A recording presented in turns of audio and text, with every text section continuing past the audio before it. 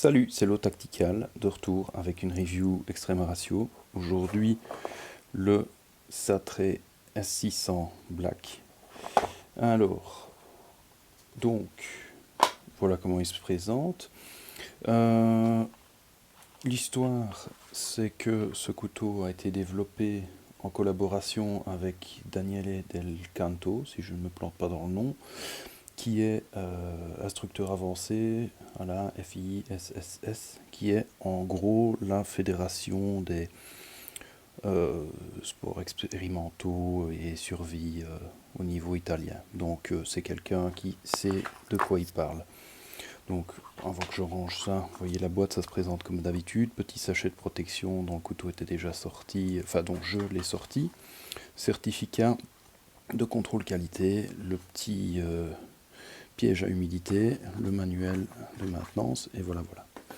Alors, donc au niveau de l'histoire, je vous ai expliqué un petit peu. L'idée de ce couteau, c'est aussi, la spécificité, c'est aussi l'acier qui est utilisé, puisqu'ici, c'est un acier S600, comme son nom l'indique, qui est un acier qui a, vous le voyez là, un certain nombre de caractéristiques un peu différentes de ce qu'on voit d'habitude, notamment la dureté, puisqu'on est à 64 HRC, sachant qu'Extrema Ratio habituellement se situe plutôt à 58, donc on est quand même nettement plus dur. Cet acier a aussi une solidité supérieure, donc une résistance en termes de flexion, enfin une résistance à la cassure, ce genre de choses. Donc vous avez moins de chances d'aller péter une pointe sur un acier solide que sur un acier moins solide, quoi.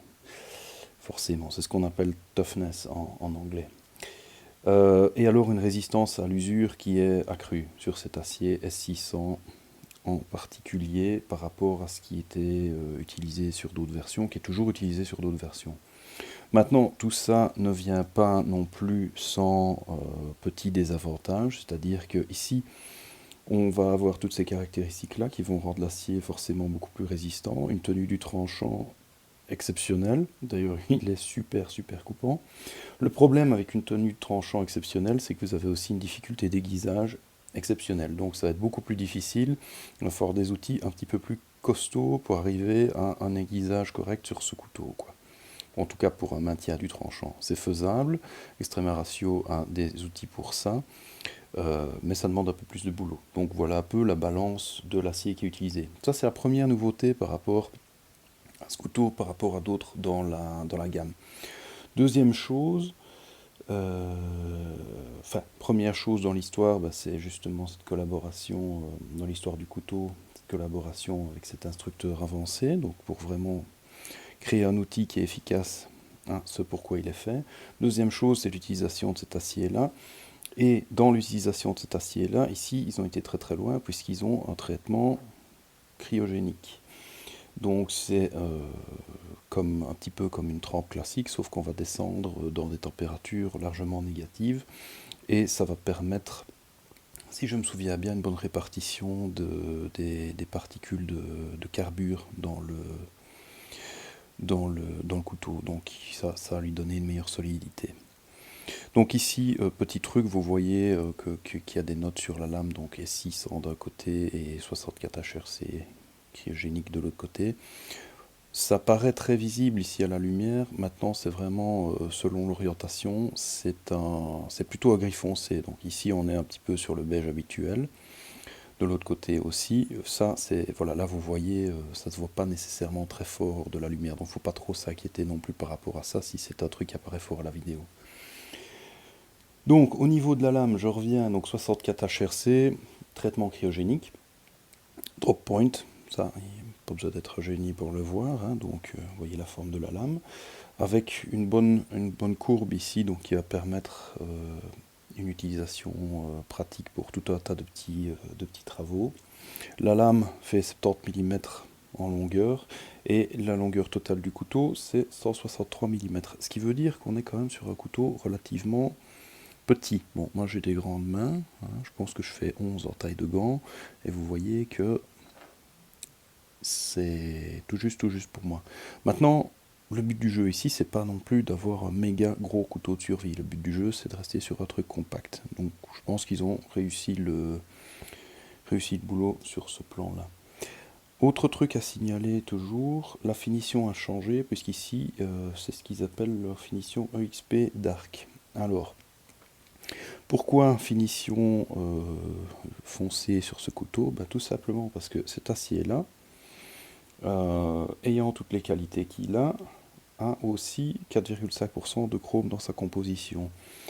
Il faut savoir que pour qu'un acier soit considéré comme inoxydable, il faut, si je me souviens bien, 10,5% de chrome minimum. Donc ici, on est sur un acier qui n'est pas à proprement parler inox. D'où l'intérêt d'avoir un traitement de surface qui va empêcher d'éventuels petits problèmes d'oxydation dans le temps. Alors, au niveau poignée, prise en main, tout ça, hop là. Vous avez ici un couteau qui est fait d'une seule pièce. J'ai oublié de dire ça avant, d'une seule pièce, 5 mm d'épaisseur, flat grind.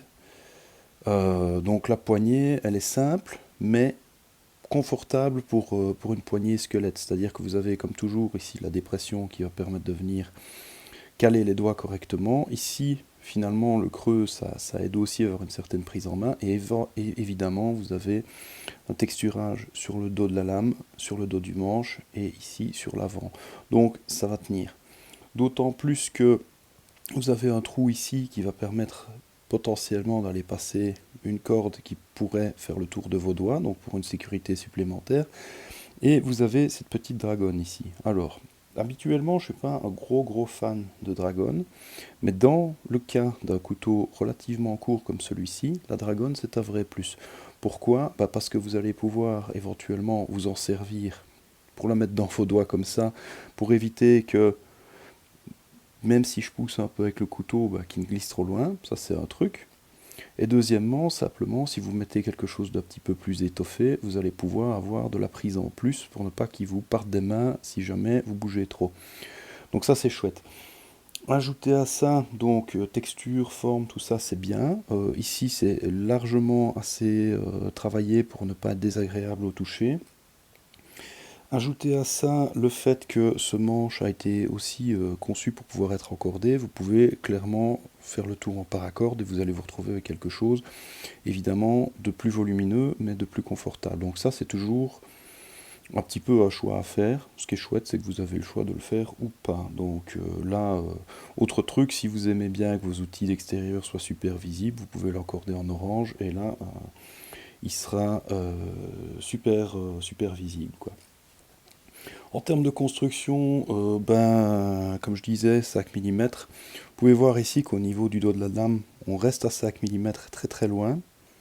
Donc on va avoir une construction qui va super bien tenir le coup. En plus, on parle d'un couteau qui est d'une seule pièce et qui est relativement court, puisqu'il fait 16 cm et une chic au total. Donc, il n'y a pas moyen de faire beaucoup de levier dessus, donc il va être virtuellement incassable. En tout cas, très difficile à abîmer, puisque finalement, il est très large, très trapu et pas très long. Donc, on va avoir une très bonne solidité à ce niveau-là. Au niveau du poids, c'est là qu'on a l'avantage de sa petite taille, c'est qu'on est à 78 grammes, donc on est sur un outil qui se fait oublier. Alors, au niveau étui, là il y a 2-3 trucs à dire. Je vais poser ça une seconde. Première chose, vous voyez que l'étui, il arrive sous cette forme-là, c'est-à-dire avec plate paracorde autour et avec le petit collier. Alors, petite remarque par rapport à ça, vous avez ici une petite fermeture poussoir. Vous remarquerez qu'il n'y a pas de nœud. Hein, ça, c'est un truc important à signaler. Si vous portez un couteau autour du cou, ne faites pas de nœud. Parce que ça, c'est de la paracorde, ça supporte une quantité de poids gigantesque. Ça veut dire que si le couteau allait s'accrocher quelque part, en tout cas l'étui, vous pourriez vous retrouver à vous faire étrangler. D'où l'intérêt d'avoir ce genre d'attache qui va faire office de sécurité. Si jamais on tire trop fort dessus, l'attache va simplement s'en aller. Donc, ça, c'est une première chose. Deuxièmement, d'abord, je vais tester un peu l'étui, vous allez voir un peu l'idée. En termes de rétention, il n'y a pas de mouvement. Si je secoue, vous allez peut-être entendre ça qui bouge, mais en dehors de ça, il n'y a pas... Voilà, on entend un peu la corde, mais ici, il n'y a absolument aucun jeu. ok. Si je le fais dans l'autre sens, aucun jeu. Donc ça c'est chouette. Maintenant, l'utilisation de la corde ici, bah forcément vous pouvez virer ça, vous pouvez mettre de l'élastique. La choc corde par exemple, ça va vous permettre de mettre ça en port horizontal, en scout, ou bien un peu n'importe comment, de vous faire une attache ceinture improvisée, plus ou moins improvisée. Et puis l'autre truc intéressant, c'est que l'écart des dérivés ici est prévu pour être compatible avec les ulticlips. Ici je vous montre, j'en ai un sur mon Tengu. Les ulticlips, ça se présente comme ça. Donc c'est un clip qui va vous permettre de glisser l'étui dans le pantalon, dans une poche, dans ce que vous voulez, et puis de venir refermer. Ça ferait un bruit dégueulasse. Mais ça marche super bien. Ça se présente en différentes longueurs, donc ici c'est une version assez courte, mais il y a différentes longueurs, différentes épaisseurs, qui sont de toute façon compatibles avec cet étui-là. Donc ça va être une autre option particulièrement intéressante. Vu la taille du couteau, c'est un truc qu'on peut très bien imaginer. Vous voyez, par rapport à la taille de ma main, c'est pas très grand, donc vous pouvez très bien imaginer foutre un ulticlip, soit le mettre en intérieur de pantalon, soit le mettre à l'intérieur d'une poche. Vous en avez besoin, vous le sortez, et quand il est rangé, ça reste un outil discret. Donc ça marche bien pour le DC aussi. Donc oui, en termes d'utilisation, pas grand chose d'autre à rajouter, puisque ici je venais de dire potentiellement un DC. Si vous avez besoin d'un couteau qui est particulièrement coupant et qu'il le reste, bah, ça va être une bonne option. Surtout si vous voulez porter du fixe, mais qui reste compact. Et puis évidemment, l'utilisation première, bah, c'est survie, quoi. C'est un petit couteau de bushcraft, on va dire petit / moyen. Donc vous allez pouvoir faire pas mal de trucs avec ça. En termes de solidité, il n'y aura pas de souci. Après, ce qui peut vous limiter, c'est la longueur de lame. Donc avec 70 mm, il y a des trucs qu'on fait, qu'on ne peut pas nécessairement faire. Si on a besoin de faire des travaux un petit peu plus lourds, il va peut-être falloir une lame plus longue. Maintenant, ceci, vu le poids, l'encombrement, c'est top pour gérer la plupart des tâches de survie classiques, on va dire, hein, à moins que vous ayez besoin d'abattre un mammouth, ça devrait le faire, quoi.